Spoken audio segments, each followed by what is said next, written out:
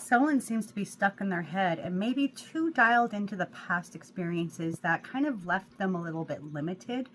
This could be also a limiting mindset. Whatever it is, there's a lot of scarcity happening here. You're kind of holding on to old beliefs that really kept you small, kept you out of reach of the things that you wanted. This is probably because of old wounding, perhaps childhood upbringing, some kind of programming that really had you not really reaching for all the things that you want and deserve. With the Four of Pentacles and the Eight of Swords here, this is really being stuck and stagnant. This is being stuck in your head. This is holding too tightly onto things, which is basically not really allowing for you to grasp onto more. I also have the Page of Pentacles and the Chariot here.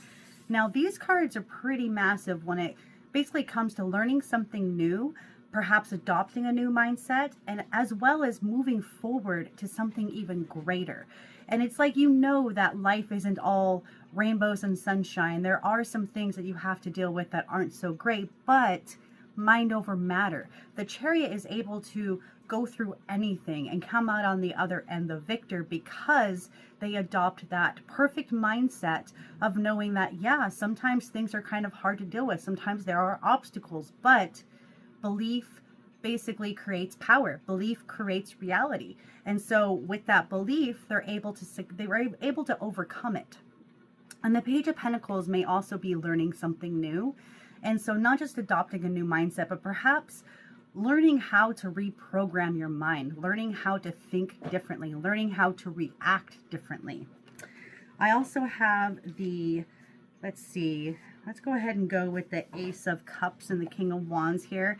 This is telling me there's some kind of new ventures, opportunities, something coming your way. But also I want to say that when you have more of an optimistic mindset, kind of focusing on the cup being half full rather than half empty, or too much of a realist where you're thinking, oh no, it's basically half, right? When you start to really focus on overflowing your cup, feeling back into yourself, is when you're able to really take charge and take more direction towards the things that you really desire at the end of the day.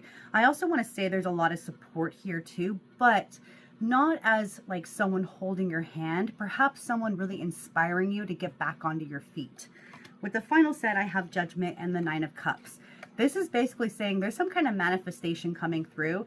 This is something in which is really starting to peek through the clouds. You're able to see it, you're able to grasp onto it, but you need to adopt that mindset to really carry you through.